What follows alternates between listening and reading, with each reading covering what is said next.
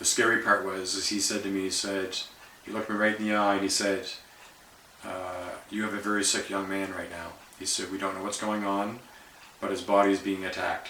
He said, something is attacking his body.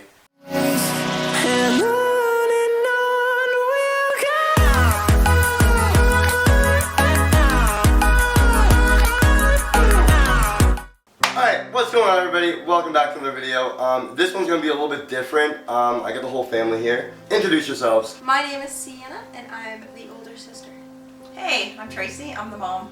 I'm Mark and I'm the dad. Today is my birthday. It's October 17th, as you can tell right above us there. So normally birthdays are supposed to be very happy and very exciting. 2 years ago, my birthday was not the average birthday. 2 years ago I was working at a gym called World Gym in Dartmouth. It was just a normal day, a normal average birthday. I think I started work at like 3 o'clock. So for lunch, I went to a sushi spot that was like 5 minutes up the road. I got myself some sushi, I got myself some miso soup, and then I just headed to work for my shift. The first thing that happened that set off the whole streak of bad news was on my way to work, I had a bowl of miso soup with my sushi, and when I got to work, I look over on the passenger seat, and my miso soup is spilled over, so it's all over my chair, seeping through my passenger seat. So that was number one. I had to clean that up. It was awful. But after that, I just continued. I went to work, and then at around, I think I worked till 11 o'clock that day. So on October 17th, my actual birthday, my parents actually came in and brought me a cupcake, right, or like a little cake. Yeah, they brought me a little cake because it was my birthday, and I wasn't really doing anything on my actual birthday, so they wanted to celebrate it, and they brought me a cake. After that, not like regular day, regular shift, I closed the gym, went home, went to bed, but the next day is where it gets interesting. So basically what happened, October 18th, I wake up, again, it was a normal day, I didn't work that day, or I might have worked later on that day, but anyways. I woke up, I was feeling fine, woke up, got my breakfast, and as the day progressed, I started getting a little bit sicker, right? So woke up, my stomach was a little bit iffy. By lunchtime, I kind of had the chills, my muscles were hurting a little bit, I had like body cramps, like a little bit of a headache, but nothing crazy, right? I thought I was just getting like the average cold. But around 2 to 3 o'clock, I started getting really, really sick. So then I actually went into my bedroom, which is just down the hall, and I just was going to sleep it off. I was just going to have a nap, and I was just going to wake up, hopefully feeling better. But about 30 to 45 to 60 minutes later, I started feeling even worse. Like my whole body was sore, my headache was turning to a migraine, I couldn't breathe properly, what else? My stomach was hurting, like I just felt sick. So then I actually called her I texted her because she works like 5 minutes down the road. And I was like, hey, when are you off? Like, is there any chance you could come back home and like kind of take care of me? Like maybe give me some Advil, because I was in my room and I had the chills, right? So I didn't want to get up out of my blankets and get an Advil and get cold again. So I was like, hey, since you're 5 minutes down the road, any chance you could come home and like help me? But she was off in like another 2 hours, like another hour, and she couldn't leave. So I was like, alright, damn, that sucks. So then I called him, which with his job, he's able to kind of leave if he has to. So I called him and I was like, when are you coming home? Is there any chance you could come home now? Because I'm not feeling good. And he was like, I'll be home in like an hour. And I was like, alright, fine, now I can wait an hour. And then I texted her and I was like, when are you coming home? Because I just wanted somebody to be home with me because I was home alone. I was with Murphy, but home alone, right? So then after that, this is where it gets kind of foggy for me, because this is when I started to get really sick. So I'm going to start to let them kind of take over and let them jump in. The whole point of what I'm trying to do here is I want to bring awareness to meningitis, and I want to share my story and share their point of views. I do have one video on YouTube already that explains my point of view like a month after I actually got it, but that was really short. It was a long time ago, so now I want to get their point of views and their perspective. I'm not trying to get attention from this, I'm not trying to get views, I'm not trying to get likes or anything like that. I just almost died, and I'm very grateful to still be here, so I want to share my awareness and share my story so that possibly I could save a life. We could share some awareness to help people get vaccinated, help people not get meningitis. So, without further ado, so what happened? I texted you, what happened? Basically just saying that wasn't feeling good and I thought it was pretty weird because wouldn't really normally reach out if it was anything just minor. So I was asking to leave work. They were gonna let me leave a little bit earlier, but not in enough time as to the. Like I wanted her there now. Like I was like, can you come home now? And she's like, no, I can't. Yeah, so I couldn't leave right at that moment. So I was making sure he's okay through text, but he seemed like in dire need. So thankfully, our father was able to leave work and show up. I mean, it was like 20 minutes. So what happened? So like, what was your side of it? So did I text you? Like what? You texted me about 4 o'clock and you said, I need you to come home right now. I'm really not feeling well.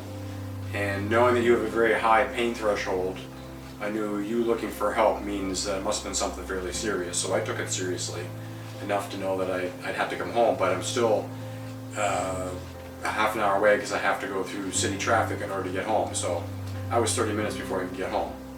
As soon as I got here, I went in, just put my stuff in the bedroom, and then I checked on him in his room. So let me just jump in there because it's a funny story when we look at it afterwards, but it sucked at the time. So what happened was it took him like 45 minutes to get home when I was like in desperate need, like she said, like immediately. I wanted someone there now, but it took him like 45 minutes.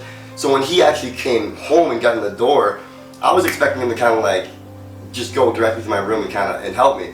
But it was funny though, now that I look back on it, he came in, like he said, dropped his stuff off, kind of went into his bedroom, like strolled up and down the hall, didn't go directly into the hallway. So this whole time I was in my bedroom, like in a severe pain, like oh my god, what is he doing?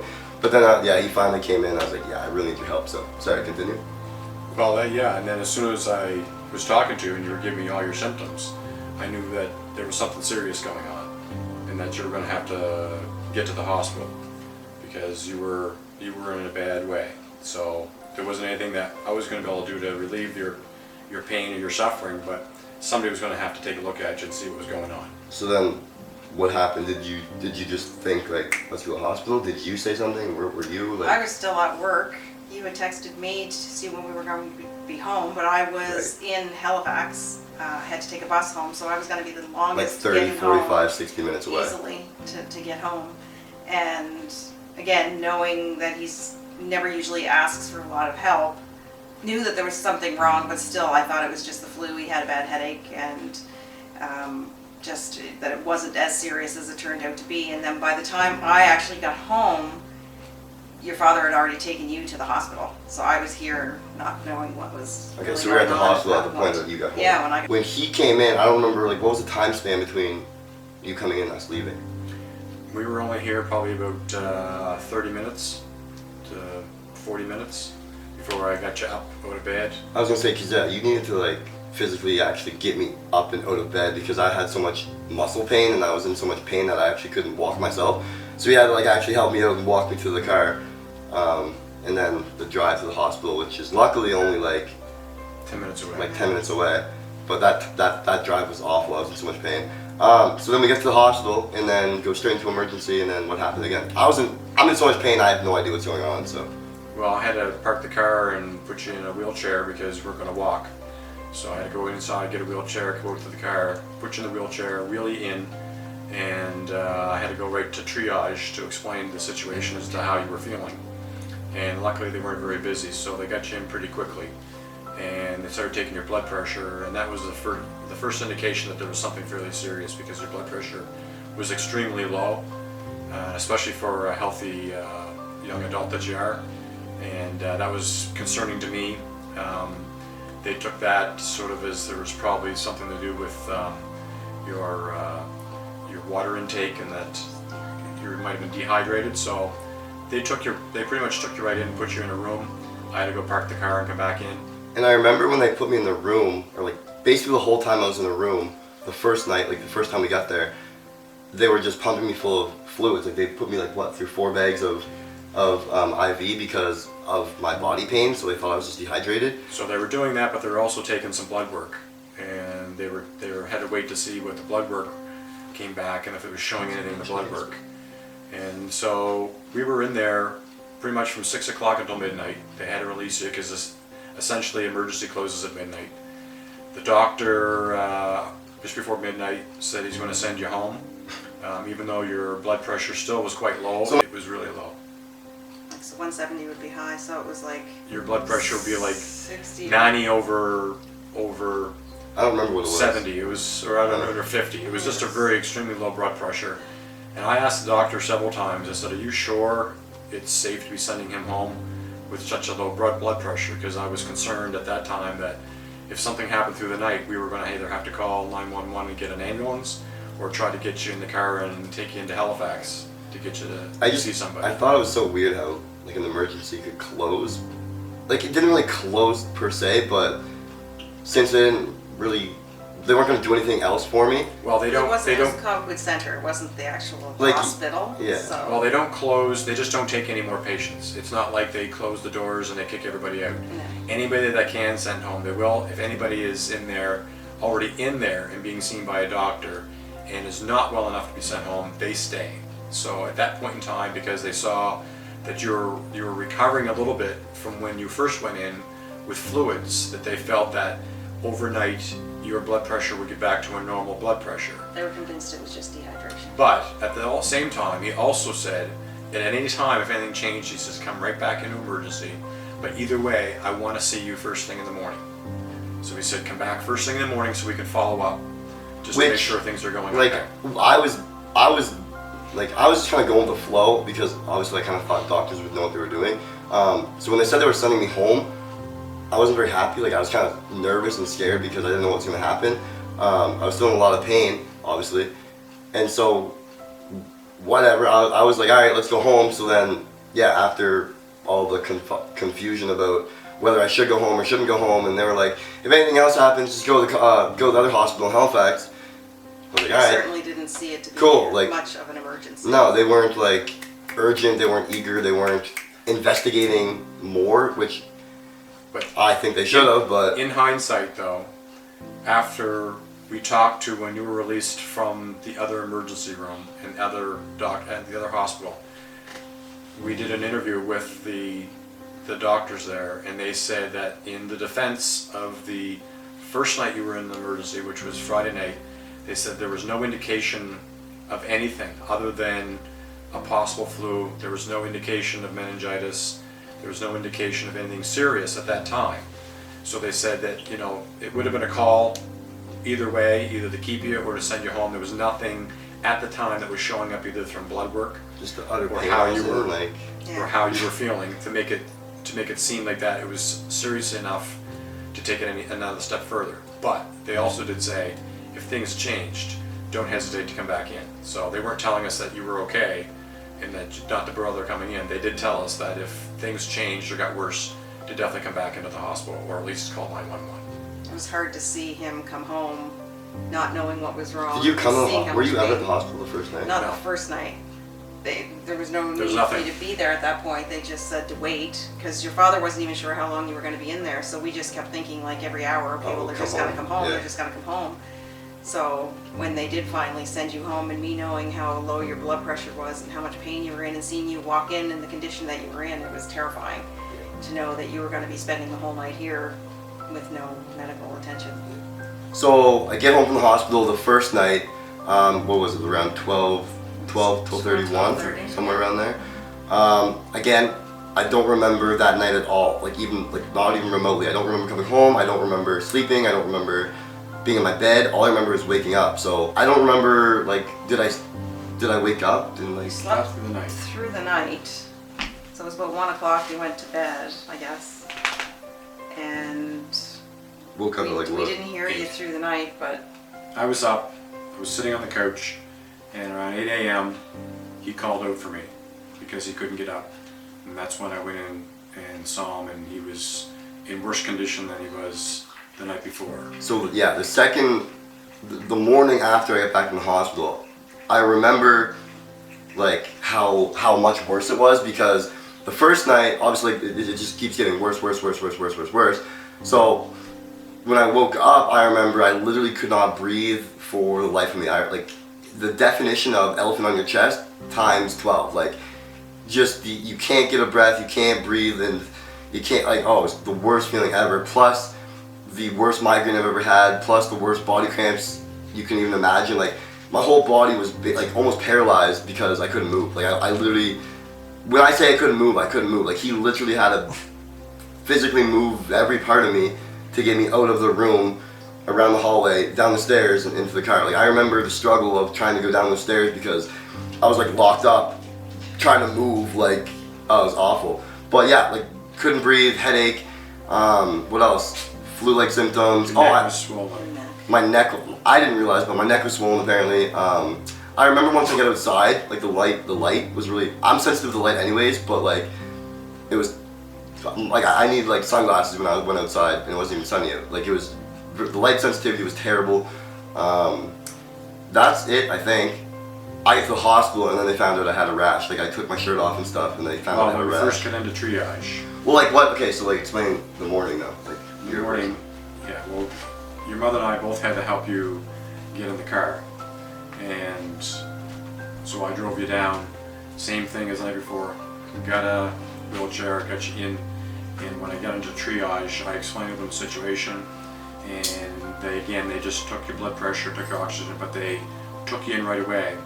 Again, I went and parked the car. When I came back in, the doctor met me. And that's how fast the doctor, who was in emergency at the time, reacted. And he said, we're actually moving him from a regular room into an isolation room because we are suspecting meningitis.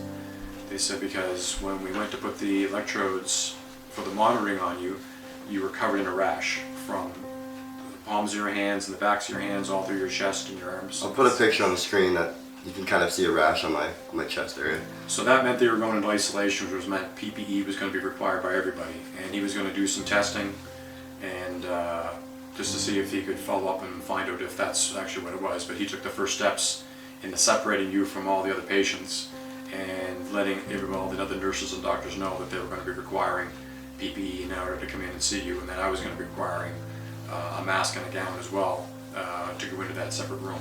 From there on in, it was just a flurry of doctors and nurses coming in. They did blood work right away. I think they rushed the blood work through because when they, in a very short period of time, the blood work came back and the doctor, again, in what order it came in, but the doctor met me outside the room. And the scary part was, as he said to me, he looked me right in the eye and he said, you have a very sick young man right now. He said, we don't know what's going on, but his body is being attacked. He said, something is attacking his body. He said, I'm going to send him in by ambulance right away. We're going to do a spinal tap here first to get that started. We're going to set him up on a full fledge of antibiotics right away. But he said, there's smarter people in Halifax than what I am in order to treat something like this. But he said, we're going to do all the best, everything we can for your son. So that moment there was a terrifying moment. The doctor was going to do a spinal tap right there, and that was the first time he informed us that he was ever done one. And so he was trying to find the spot on Logan's back, but he was having difficulty. And the nurses were trying to assist, but there was, his Logan is very muscular, so there was a difficulty. I have no fat on me, so basically with no fat, it's very hard to go into someone's spine without paralyzing them. So he was trying to pinpoint the direct spot to go in without hurting me, so he could get the spinal fluid out correctly. But like he just said, that was his first time ever doing it, so he's never done a spinal tap before. So that whole procedure was what, like 45 an hour? Yeah, about an hour from start to finish. So explain kind of what happened, because I don't really remember what happened as much as you do. Yeah, so what they ended up having to do is that it brought in a portable ultrasound machine, and they were able to isolate the exact areas to where the doctor was supposed to put the needle in. So they put a black mark, very fine black mark on his back as to where the needle was going to go in, so it was pinpointed. And so the doctor was able to go in, but before they could do that, they had him arch his back in different ways, in different positions, and it still wasn't the optimum. So they had him basically bent over arching his back over top of a chair, and I was holding on to him, so he had something else to lean on. So his back was curved, so it would make it easier for the doctor to insert the needle, which Logan can explain how large the needle is. Like, yeah, I obviously didn't know much about spinal taps prior to this, but I knew it was a needle going into your spine. But I remember he got the needle out and it was literally like 10 inches long, if not longer. Like, it was terrifying, but it was also kind of a funny story of how they actually did it, is because the first thing they did was they just kind of got me sitting, like basically just spooning. They just did that and they told me to hunch my back like a cat. So they did that and they're trying to find a spot to go in, they couldn't. And then they said, all right, sit up, just like in my hospital bed. But like I said before, I was in so much pain that even moving and doing this stuff was awful. So I remember them getting me over the bed like this, then hunching my back, then like leaning forward, then like arms up like this, and like he said, I was in his hands in his arms the whole time. And I think he said that he saw the actual spinal fluid like come out of my spine. Like, I saw him draw the spinal fluid out into the vial, and I could see it was very clear. It was just like water. And the doctor even commented. He said, "Yeah, that's quite clear. So that's a good sign." But not knowing what it was going to be, that was a good signal. That I felt relieved when I saw that it was clear. That probably wasn't going to be what the issue was, but it wasn't solving any problems because we still didn't know what was wrong. And from that point on, it was just a matter of them getting Logan ready and getting him geared up, and they're going to send him in by ambulance right away to the Halifax Infirmary. And then we end up following him in. And when we get in there, again, because of the suspicion of possible meningitis and it being infectious, that they put him directly into an isolated room in the emergency. And same protocols, everybody had to wear PPE coming in and out. And from there on in, it was just a flurry of doctors, different specialists coming in, asking about all the same questions, asking where he had been, who he had been in contact with, what he had eaten, trying to help them try to figure out what the problem was.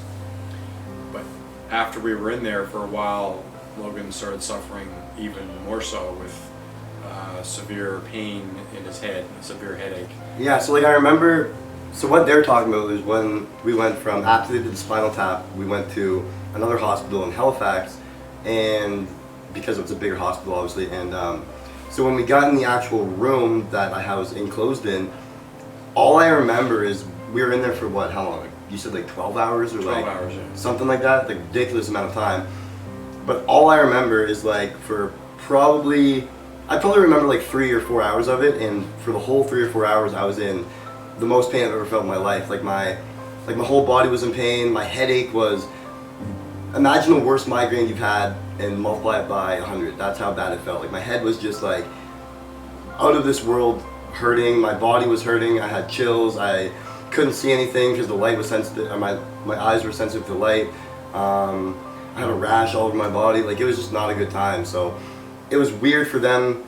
It was weird for me to be in that position, as well as for me having to be in a room alone, and them, my own parents, having to like put on this whole updo of equipment in order to come see me, which that was pretty weird. And I'll put a clip on the screen. I remember the day after or something like that, I had like a scar on my nose, or I had like a blister on my nose from when I was in that room the whole time for like 3 or 4 hours. I was just rubbing my nose up against his shirt because he was basically just holding me, and I was in so much pain I didn't know what to do. So I was like crying and moving my nose on his sleeve because, like I just said, I didn't know what to do. And the whole time before that, so like the day and a half of this whole thing, I haven't had any pain medication. So when I was talking about I'm in pain, it was not like, yeah, I was in pain, but I had some Advil or I had some Tylenol. It was like, no, I was in pain. They didn't give me anything. So when they were in that room, they finally were able to give me some pain medication, and they gave me, I remember them giving me fentanyl. They're only allowed to give a person like 3 rounds of fentanyl, and they gave me all 3 rounds of it like within an hour or something like that because of the pain I was in. They gave me 1, and I was like, no, that's not enough. Like, I'm nothing fixed. I'm still in a lot of pain. 2, nothing fixed. 3, a little bit, but the 3rd still didn't do much. I was still in a lot of pain. But but I don't remember much of that. Like I said, I only remember like 3 or 4 hours of it. And then they finally admitted me up to a room at like what, 12 o'clock, 1 o'clock in the morning. Well, before they did all that, they were doing lots of blood work. They were coming down and giving us updates. They were telling us that they checked certain things, and that had come back negative. And basically, what the pain from that he was receiving was, oftentimes when they draw spinal fluid, the brain has to remake that. So the brain now has to make new spinal fluid because you've taken spinal fluid out. And that's what we were explained from the doctors, that will sometimes cause extreme headaches, and that was on top of the meningitis pain that he was receiving. He was getting a headache from the spinal tap that they had done. But we had seen the internist around midnight when that doctor was leaving to go home, and he assured us that everybody's doing whatever they can to find out what the cause of his blood work being so poor. And he said that they were pretty sure that it wasn't meningitis because the culture hadn't come back yet as positive for meningitis. Which was a relief, but then on the flip side, you don't know what it is, and once attacking Yeah, his it's a body, relief that they so- said it wasn't meningitis, but it was also now like, what is it? Like now What that were it's, you thinking when you heard meningitis? well, as soon as I heard meningitis, I was terrified because of the whole Riley situation. Prior to me, I had a friend in high school who passed away from meningitis. Reason why I got this tattoo on my ankle, number 17, because his hockey number. But yeah, he passed away from meningitis. So immediately, as soon as I heard the word meningitis, I was just like, all right, well, that's it. Like, how much time do I have left? Meningitis, I'm dead because of the whole Riley situation. But as soon as they said it's most likely not meningitis, I had a little slight of relief.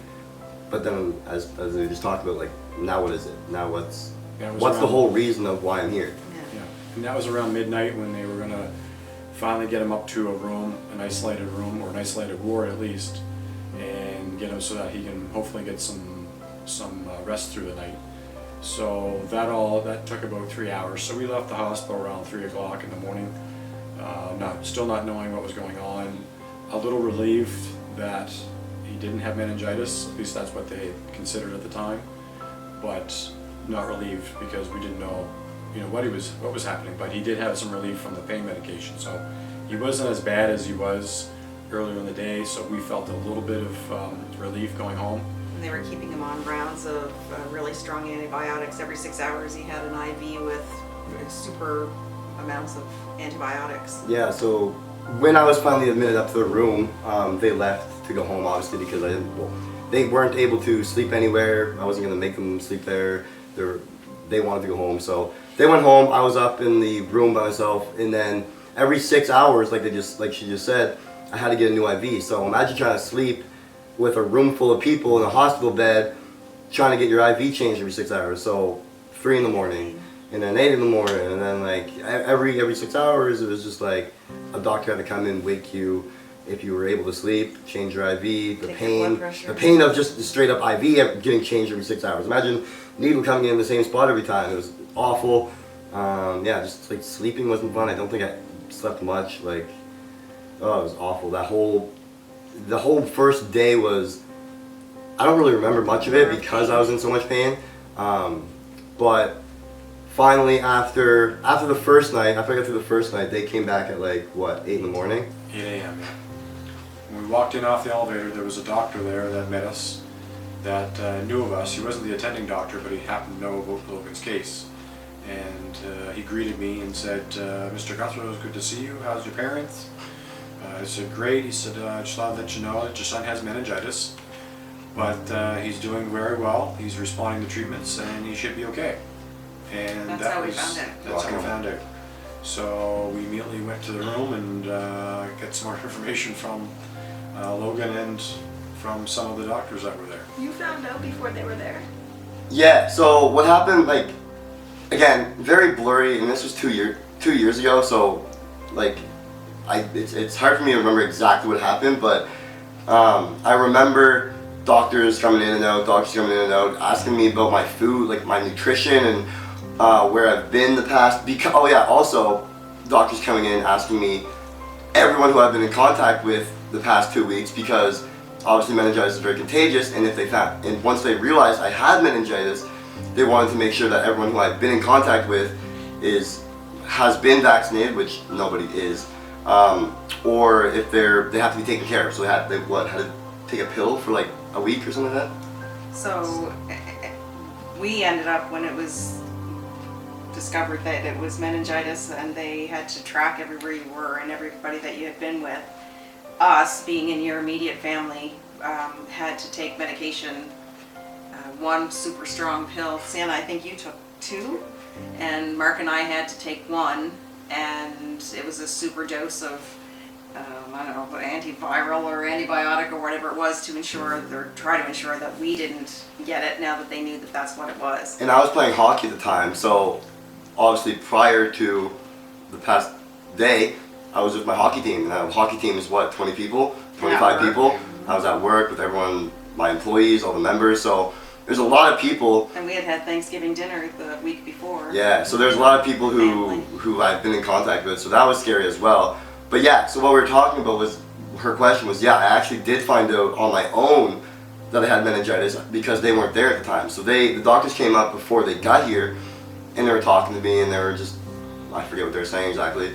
But then, like, almost like he said, it was like a casual conversation, and then they just eased into, oh yeah, so by the way, we did confirm that it is meningitis B, blah blah blah blah blah. And I was like, after they said meningitis, that's when I was like, which is a terrifying word to hear. like, yeah, but like the doctor was very good, because like he just explained, it was like nonchalant. It was like, yeah, you have meningitis, so how's the day going? Like, it was almost like you're shocked, and I was shocked when I heard it. So I don't remember what he said after that. I just remember hearing meningitis and just immediately thinking about Riley, and immediately thinking, oh my God, this is it. Like, I'm done.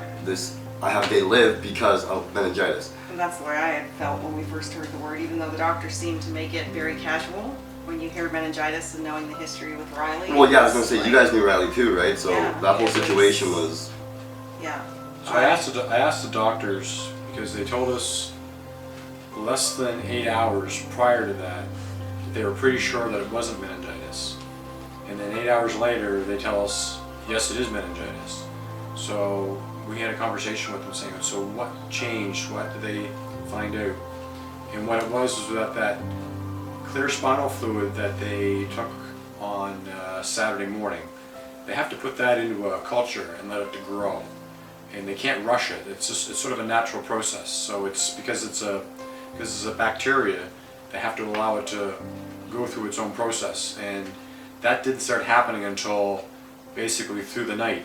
So when it started growing through the night, as soon as it started growing, then they could test it and find out exactly what it was.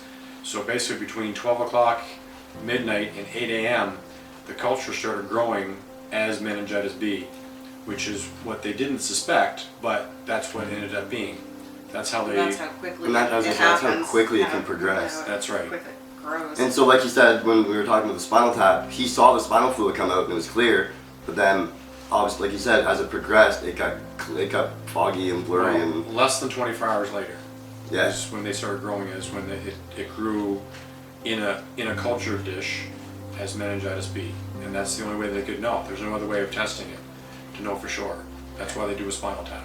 And we're so fortunate that the doctor at the Cobequid the night before, or that morning, I guess, or the morning before, the Saturday morning, that they were... My second day going to the hospital, yeah. That he was conscious enough or smart enough to do that just in case. Well, the spinal tap and the general antibiotics, because if you didn't put me on the general antibiotics, then the meningitis just would have kept progressing, and then... And nothing fighting it, and not having had that test, and then them having to go through all those tests and wondering again later on at the hospital the next day. What it could be. You know, trying to find out what it could be, then doing the spinal tap, then waiting for the cultures. I believe it would have been... Too bad. Sad, but too late. Yeah, so like, that's the scary part, is like, if it didn't play out exactly to the T of how it did, like I could not be here today, and that's why I'm trying to make this video to, one, express my gratitude of how grateful I am to still be alive, and to share my awareness to hopefully help somebody and to give the knowledge out for vaccinations, and obviously just for the symptoms. Like, if you have a headache, if you have a body rash, if you have body cramps, if you have any of the symptoms of meningitis, don't take it lightly and don't think it's not meningitis. It's possible. It could be you. It's rare, but I was in the hospital for about 5 days. The process for me leaving the hospital was tricky and a bit weird because I still needed to get IVs in my system because I still needed antibiotics. So I had two options. The first option was a VON, so a nurse coming to my house to give me an IV every 12 hours, or I could stay in the hospital. So obviously I did not want to be in the hospital, so I said, yes, give me a VON, sign it up right now, let's do it. But VONs aren't very common, so, and there's not very many of them, so it would have to be a process to find me one and to make sure that they're able to get to me for a week straight, every 12 hours on time, yeah. So one day, I think it was the third day, they were like, yeah, maybe you can go home tomorrow, like, we'll try to set you up with the VON. And then that day came and they're like, no, sorry, maybe tomorrow. And I was like, oh yeah, like super excited, because I obviously wanted to go home. And they're like, nah, sorry, maybe tomorrow. And then the third day came and they finally were able to give me a VON. So I was able to get out of there, came home. So for a week after I left the hospital, I had to get a IV put in me. I literally sat right here, there's a picture, I'll put it on the screen. An IV every 12 hours exactly, like to the T. They stressed that's the number one thing they stressed was you need the IV every 12 hours on the dot. So I remember the first day I got back, the first night I got back, the VON was supposed to come at like 8 o'clock and it was like 8:05 and they weren't here, and we're like, oh my god, like what's gonna happen? Like, are they coming? Like, am I gonna have to go to the hospital again? But luckily they called them and they showed up just a little bit late. But obviously we were terrified because they stressed very much it had to be on the dot. So when they were late, it was terrifying. Once I was done the IVs, which was a week after I left the hospital, it wasn't like I was just done and I was back to normal. It was a long process after. It was about 3 to 4 months after. So happened in October. So like January, February, I wasn't myself. It took 4 months for me to gain the energy back. I wasn't tired. I wasn't able to do anything for a month. So I was at home for a month after doing absolutely nothing. So I was super bored, super eager to get back to work because I was in the process of being a personal trainer at the time. So I was trying to get back into the personal training. I was trying to get back to the gym to work out myself. It was just awful because I couldn't do it. You know what I mean? Like I was home. I was not doing anything, but I physically couldn't. My body would not handle me doing anything. Like coming upstairs to like cook lunch or something like that, or like get something to eat was a struggle. Like it took a lot out of me.